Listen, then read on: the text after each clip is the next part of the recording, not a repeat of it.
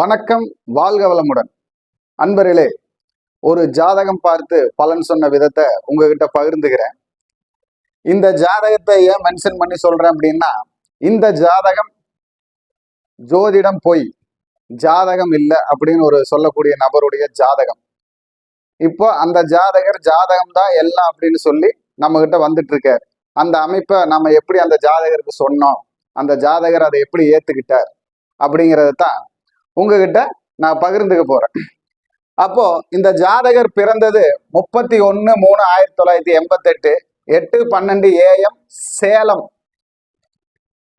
அப்போ இந்த ஜாதகருடைய லக்னம் மேஷ லக்னம், ராசி சிம்ம ராசி, நட்சத்திரம் பூரம் 3ஆம் பாதம். அப்போ இப்போ அந்த ஜாதகருக்கு நடக்கக்கூடிய திசை நடப்பு தசா ராகு தசா சனி புத்தி, நடப்பு தசா ராகு தசா சனி புத்தி. அப்போ இந்த ஜாதகருக்கு எப்படி சூழ்நிலைகளை நம்ம சொன்னோம் அப்படிங்கிறது தான் உங்ககிட்ட நான் பகிர்ந்துக்க போறேன். அப்போ நான் எப்பவுமே சந்திரன் அடிப்படையை வச்சுதான் ஜாதகம் பார்க்கறது. அப்போ இந்த ஜாதகர், இதுக்கு முன்னாடி ஒரு விஷயம் உங்ககிட்ட பகிர்ந்துக்கிறேன். இந்த ஜாதகர் என்னை கூப்பிட்டுட்டு கொஞ்சம் ஜாதகம் பார்க்கறதுடைய கால்குலேஷன்ல கட்டணத்துல எல்லாம் கொஞ்சம் பேசிட்டு இருந்தாரு. அவர் 2-3 தடவை ஃபோன் பண்ண. அப்ப 3ஆவது தடவை உங்க பிரச்சனை என்ன, உங்களுக்கு இப்ப என்ன சொல்லணும் அப்படின்னு சொல்லிட்டு அவர் கூப்பிட்ட நேரம் 11:24 என்ன அணுகுன நேரம். அப்ப அந்த நேரத்தை வச்சு அவருடைய ராசியும் நட்சத்திரத்தையும் நம்ம சொன்னோம். அதே அவருக்கு ஒரு திருப்தியான முறை ஆயிடுச்சு. அதை எப்படி சொன்ன அப்படின்னு கேட்டீங்கன்னா, அவர் கூப்பிட்ட நேரம் 11:24. இந்த 11ங்கிறது 1 சூரியனுடைய ஆதிக்கம் அதிகம் உள்ளது. 24 அப்படிங்கிறது சுக்கிரனுடைய ஆதிக்கம் அதிகம் உள்ளது. 2 4 6. அதே போல சந்திரன் ராகு அந்த அடிப்படை 2 சந்திரன் 4 ராகு. அப்போ இந்த ராகு கேதுவோட சேர்ந்து சந்திரன் இருக்கணும் அப்படிங்கிறத நான் முடிவு பண்ணிக்கிட்டேன். அது பின்பலம். அவர் கூப்பிட்டது செவ்வாய்க்கிழமை நாள். அப்போ அவர் கூப்பிட்டப்போ சந்திர ஓரை முடிஞ்சு சனி ஓரை தொடங்குற நேரமா இருந்தது. அப்போ பின்பலமா எடுத்துக்கிட்டு இந்த 11க்கு சூரியனை கணக்கு பண்ணி நீங்க சிம்மம் ராசி இல்லையா மேசம் ராசியா இருக்கணும், இல்லையா மேக்சிமம் 2 4 6 வர்றதுனால சிம்மம் ராசி பூர நட்சத்திரமா தான் நீங்க இருக்கணும். அப்ப சிம்ம ராசி பூர நட்சத்திரமா அப்படின்னு கேட்டேன். ஆமா அப்படின்னாரு. அதே மாதிரி நீங்க கூப்பிட்ட நேரத்தை வச்சு அவர் என்கிட்ட கொஞ்சம் போய் பேசியிருந்தாரு.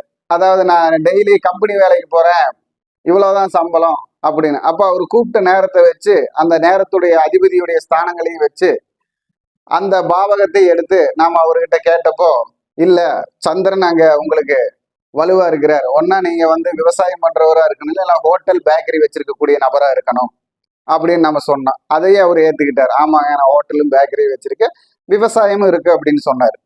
அப்போ இப்போ உங்களுடைய கேள்வி என்னன்னா, தொழிலில் வியாபாரம் குறைவாகி விட்டது, தொழிலில் வியாபாரம் குறைஞ்சிருக்குது. அதே மாதிரி உங்களுடைய தொழில் ஒரு தொழிலா இருக்காது. ஏன்னா அந்த இப்போ உங்களுக்கு நடக்கக்கூடிய திசை ராகு திசை சனி புத்தியா வருது. ஏன்னா அந்த ஃபுல்லா நாம நியூரோலஜி பிரகாரம் கூப்பிட்டா 11:24ங்கிறது 8 வரும், கடைசியில 4 இருக்கு. அப்போ 8 4ங்கிறது ராகு திசை சனி புத்தி அப்படின்னு எடுத்துக்கலாம். அப்போ இவர் பிறந்தது சுக்கிர திசை. அப்போ அந்த சுக்கிர திசை இருப்பு கேது திசை, சந்திர திசை, செவ்வாய் திசை, ராகு திசை. அப்ப ராகு திசையில சனி புத்தி, ராகு ராசியை 7ஆம் பார்வையா பாக்குறாரு. அவருக்கு இப்படி சொன்னதுமே அவர் வேகமா, சரிங்க ஐயா, நீங்க என்னை பார்க்காமலே ராசி லக்னத்தை எல்லாம் சொல்லிட்டீங்க, அப்போ உங்களுக்கு நான் என்னுடைய ஜாதகத்தை கண்டிப்பாக அனுப்பிச்சு பாக்குறேன் அப்படின்னாரு. அதுக்கு முன்னாடி அவர் சொன்னார், எனக்கு இந்த ஜாதகம் பார்க்கறதுல எல்லாம் நம்பிக்கை இல்லைங்க, உங்களை பத்தி என் ஃப்ரெண்ட் ஒருத்தர் உங்ககிட்ட பார்த்துன்னு சொன்னா, அப்படி அந்த அனுபவத்துல ஃப்ரெண்டு மேல இருக்கிற நம்பிக்கையில தான் உங்ககிட்ட நான் பாக்குறேன் அப்படின்னு. அது உங்களுடைய விருப்பம் அப்படின்னு நம்ம சொல்லிட்டோம். இந்த ஒரு ஜாதகருக்கு எப்படி சொல்லி ஜாதகம் தான் எல்லாம் அப்படிங்கிறத புரிய வச்சுங்கிறத தான் இப்போ உங்ககிட்ட நான் பகிர்ந்துக்க போறேன். அப்போ இந்த ஜாதகருக்கு ராசியை ஜென்மமா எடுத்து ராசியில் சந்திரன் கேது.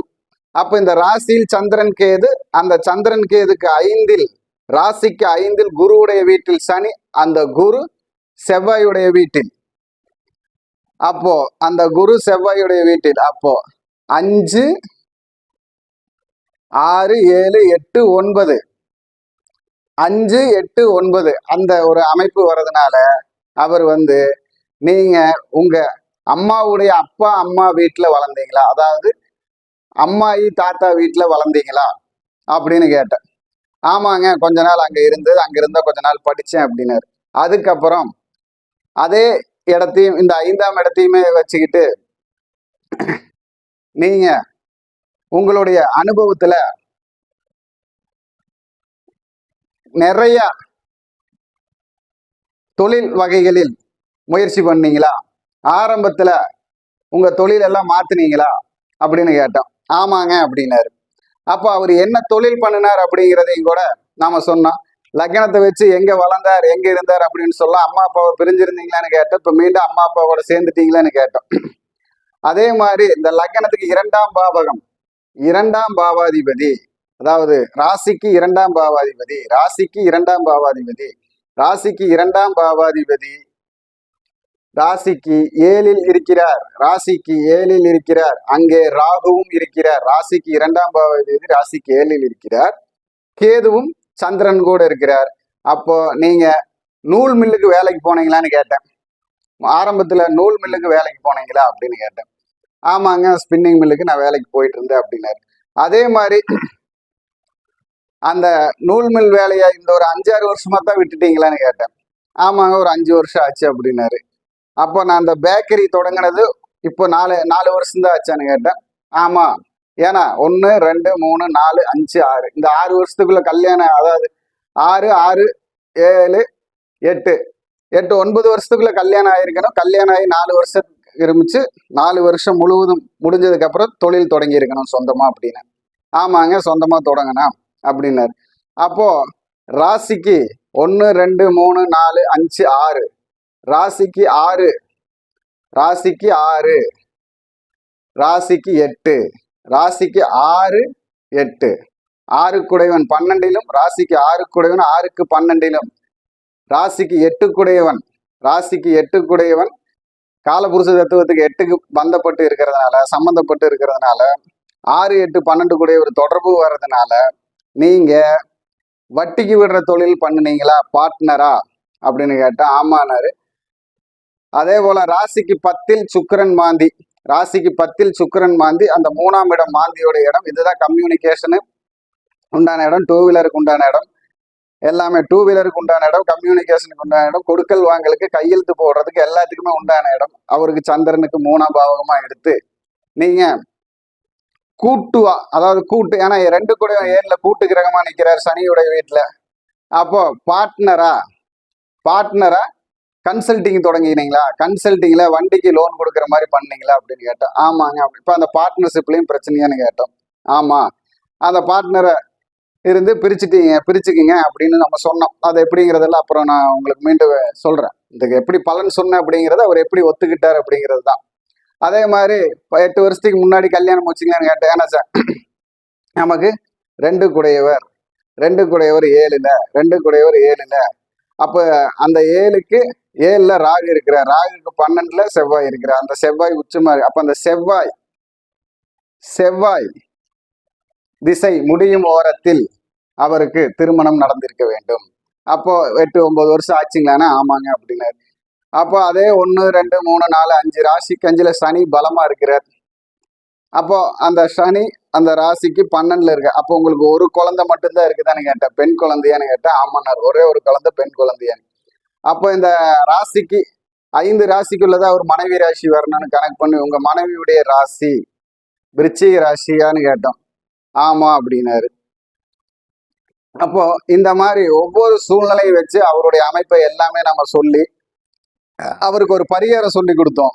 அது எப்படின்னு கேட்டீங்கன்னா, ராசிக்கு 10 சுக்கிரன், ராசிக்கு 10ல சுக்கிரன் மாந்தியை பிடிச்சிருக்க. சுக்கிரனை மாந்தியை பிடிச்சு அது கர்மா தீர்க்கக்கூடிய பாவகம்னு அர்த்தம். அந்த கர்மா தீர்ந்தா தான் அவருடைய தொழிலையோ இல்லை அவருக்கு வரக்கூடிய பணத்திலேயோ ஒரு முன்னேற்றம் வரும். அப்போ அந்த ராசிக்கு சுக்கிரன், ராசிக்கு 10ல் சுக்கிரன் மாந்தியை பிடித்துள்ள காரணம் சுக்கிரன் தான் நம்ம சுக்கிரனை நிறைய தேவைகளுக்காக எடுத்துக்கலாம். சுக்கிரன் தான் வண்ணத்து பூச்சின்னு சொல்லுவோம். அப்போ சுக்கிரனை வண்ணத்தை பூச்சின்னு சொல்றதுனால பட்டாம்பூச்சின்னு சொல்லுவோம். அப்போ சுக்கிரனுக்காக பட்டாம்பி அப்படிங்கிற ஒரு ஊரை எடுத்து பட்டாம்பி, அது பட்டாம்பிங்கிறது. அதே மாதிரி சந்திரன் கேது, அந்த சந்திரன் கேது 7ஆம் பார்வையாக புதன் ராகுவை பிடிப்பதால் அந்த புதன் ராகு அங்க நமக்கு வலுவா இருக்கணும். பெருமாளுடைய அமைப்புல வர மாதிரி வரணும். புதன் சனி பெருமாள்னு சொல்லுவோம். அப்ப பெருமாளுடைய அமைப்புல வரணும். அங்க ராகுவுடைய தன்மை வரணும். அது கும்ப வீடு. இந்த கும்ப வீடுங்கிறது நமக்கு வேற மொழி பேசக்கூடிய இடமா இருக்கணும். அப்போ அந்த கும்ப வீட்டுக்கு அதர் பாஷையை நம்ம கேரளாவிலேயே எடுத்து பட்டாம்பி, அது 3ஆம் பாவகம். 3ஆம் பாவகம் 10ல் இருக்கிறதுனால 3ஆம் பாவகம் 10ல் இருப்பதால், அந்த 10க்கு 12க்கு குரு இருப்பதாலும், தலை லக்னத்திலே குரு இருப்பதாலும் தலை, குருவுக்காக தலை. அப்போ அந்த 3ஆம் இடத்துக்கு திரிதலா, பட்டாம்பி திரிதலா. இந்த செவ்வாய் உச்சமா இருக்கிறதுனால, செவ்வாய் தான் அவருக்கு எல்லாத்துக்குமே சூட்சமகாரகனா இந்த ஜாதகத்தில் இருக்கிறது. அப்ப அந்த செவ்வாயை ஆக்டிவேட் பண்ணணும். அப்ப அந்த செவ்வாய் இருக்கக்கூடிய மகர வீடு நம்ம வராகி, அதாவது பன்னி கூடாரம்னு சொல்லக்கூடிய ஒரு கூடாரம். 6ஆம் இடம் சத்ரு ஜெயம், சத்ரு பாததா உபாதா ருணரோண ஸ்தானம்னால சொல்லுவோம். அந்த பாவகத்துக்கு இல்லாம பொதுவா இந்த ஜாதகத்துக்கு சூட்சமதாரி செவ்வாய். அப்ப அந்த செவ்வாயை ஆக்டிவேட் பண்ணணும். அந்த செவ்வாய் இருக்கக்கூடியது பன்னியல் கூடாரம்னு சொல்லக்கூடிய இடத்துல. அப்ப பன்னியூர், அப்போ பட்டாம்பி திரிதலா பன்னியூர். அதே குருவோட அமைப்புக்கு 2ஆம் பாவகம் முகத்தை எடுத்துக்கிறோம். முகத்துக்கு ஆணித்தரம் குருவோட அமைப்புக்கும் நம்ம எடுத்துக்கிறது யானை, யானையுடைய அமைப்பு. குரு தான் யானை. யானை வரும் முன்னே, யானை வரும் பின்னே, மணி யோசை வரும் முன்னே. யானைக்கு குரு கேது 5ஆம் பாவகமா இருக்கிறதுனால ஆனக்கரா போஸ்ட். ஏன்னா கரைங்கிறது தான் நமக்கு 5ஆம் பாவகம் 12ஆம் பாவகம் கரை. நம்ம கரையை தரக்கூடிய இடம். அந்த கரையை போக்கணும்னா ஆனக்கரா, ஆனக்கரா. அப்போ பட்டாம்பி திரிதலா பன்னியூர் ஆனக்கரா ஸ்ரீ வராகமூர்த்தி கஷேத்திரம். அதாவது பூமி தேவி வராகமூர்த்தி கஷேத்திரத்துக்கு போய் அந்த கோயில்ல போய் அங்க இருக்கக்கூடிய வழிபாட்டை நல்ல விதமா பண்ணுனா உங்களுக்கு இந்த பிரச்சனைகள் தீர்ந்து உங்களுடைய வெளியில் இருக்கக்கூடிய பணம் கிடைக்கும் அப்படின்னு அவருக்கு நான் சொல்லியிருந்தேன். அப்போ அவரு அந்த விஷயத்த நம்பி அப்பவே ஒரு 10 நாள்லயே, நீங்க இவ்வளவு தூரம் சொன்னதுக்கு அப்புறம் அதை நான் லேட் பண்ணலன்னு அப்பவே நம்ம சொன்ன மாதிரி பரிகாரம் எல்லாம் பண்ணினாரு. அந்த கோயில்ல ஒரே ஒரு தடவை பண்ணினாரு. இப்போ ஒவ்வொருத்தருக்கும் ஒரு பண்ணின ஒரு வாரத்துல நடக்கலாம், ஒரு மாசத்துல நடக்கலாம், ஒரு வருஷத்துல கூட நடக்கலாம். அவருக்கு நம்ம சொன்ன உடனே அந்த நம்பிக்கை, முழு நம்பிக்கை இருந்து பண்ணினாரு. அப்போ பண்ணி ஒரு 32வது நாள் அவருக்கு வர வேண்டிய ஒரு பக்கம் ஒரு 20 லட்சம் ரூபா பணம் அவருக்கு கிடைச்சிருச்சுங்க அப்படின்னு எனக்கு ஃபோன் பண்ணார். அந்த பட்டாம்பி பன்னியூர் ஸ்ரீ வராகமூர்த்தி கஷேத்திரம் பூமி தேவி கோவிலுக்கும் வந்தா பூமியோட அமைப்பு, அதாவது நம்ம பூமி விற்கணும், வாங்கணும், பிடிக்கணும், அந்த மாதிரி அமைப்பு, பூமினால நஷ்டம் வருது அதை நல்ல முறையாக மாத்திக்கணுங்கிற அமைப்பும், அதே போல குடும்பத்தில் சண்டை, பிரிந்தவர்கள் ஒன்று சேர்ற அமைப்பெல்லாம் இந்த பட்டாம்பி ஸ்ரீ வராகமூர்த்தி பூமி தேவி கோவில்ல இருக்கு அந்த சக்தி. அதை யாரு எந்த ராசிக்காரங்க எப்படி போய் கும்பிடணும் அப்படிங்கிற ஒரு வழிவகை இருக்கு. அப்ப அவருக்கு நம்ம சொல்லி கொடுத்தது சனிக்கிழமை, புதன்கிழமை. ஏன்னா புதனை ராகு பிடித்திருக்கிறார். சனி ராசிக்கு 5ஆம் பாவகமாகவும் லக்னத்திற்கு 9ஆம் பாவகமாகவும் வலுவா இருக்கிறார். அப்போ சனிக்கிழமையும் புதன்கிழமையும் வர சொல்லி ஒரு சனிக்கிழமை ஒரு புதன்கிழமை வந்தாரு ஒரே மாசத்துல. அதுக்கப்புறம் 32வது நாள் அவருக்கு கிடைக்க வேண்டிய 2 பக்கம் 10 லட்சம் ரூபாய் பணம் கிடைச்சிருச்சு. 3வது பக்கம் அப்புறம் கொஞ்ச நாள்ல தரேன்னு சொல்லி வாக்கும் கிடைச்சிருச்சுன்னு சொல்லி எனக்கு ஃபோன் பண்ணார். அதுக்கப்புறம் கொஞ்சம் கடன் அதில் வச்சு கட்டிட்டுங்களான்னு என்கிட்ட கேட்டாரு. அதெல்லாம் சொன்னோம். சில இடத்துக்குடைய அமைப்புக்கு கம்பி வேலி போட முடியாம இருந்ததுனாரு, அதை போட்டாரு. அப்போ இந்த மாதிரி அமைப்பெல்லாம் இந்த ஜாதகத்துல பார்த்து அவருடைய நின்ன பணம் கிடைக்கிறதுக்கு உண்டான வழியை அவர் ஜாதகத்துக்கு எங்க இருக்குன்னு கண்டுபிடிச்சு அந்த பவரை அவருக்கு ஆக்டிவேட் பண்ணி கொடுத்தோம்.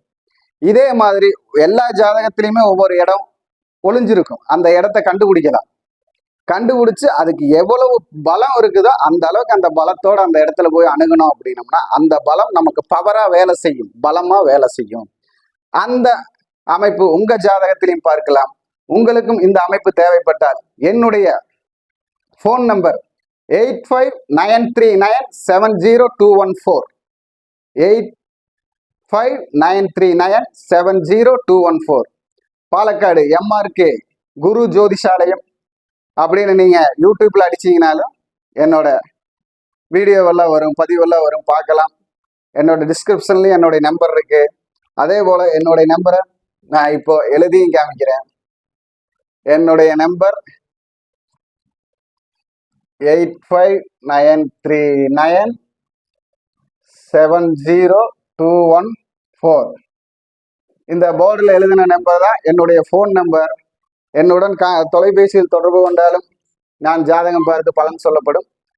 நேரடியாக அலுவலகத்திற்கு வந்தாலும் ஜாதகம் பார்த்து பலன் சொல்லப்படும். என்னுடைய அலுவலகம் பாலக்காடு கொடும்புன்னு சொல்லக்கூடிய இடத்துல இருக்கு. பாலக்காட்டில் இறங்கினா பாலக்காட்டுலேருந்து ஒரு 8 கிலோமீட்டர் என்னுடைய ஆஃபீஸ்க்கு, 8 கிலோமீட்டர் வீட்டுக்கு, 5 கிலோமீட்டர் ஆஃபீஸுக்கு.